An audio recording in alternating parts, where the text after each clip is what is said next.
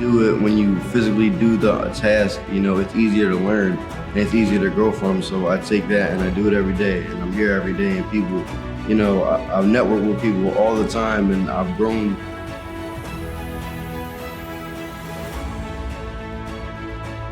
I'm learning carpentry skills on the side as well as painting.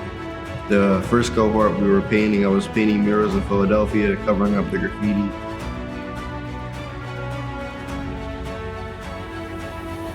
Realizing that you have to, you know, change, and you can't be stuck in a certain mindset. You have to rise above the influence. You can't let people influence you. You can't let negativity influence you.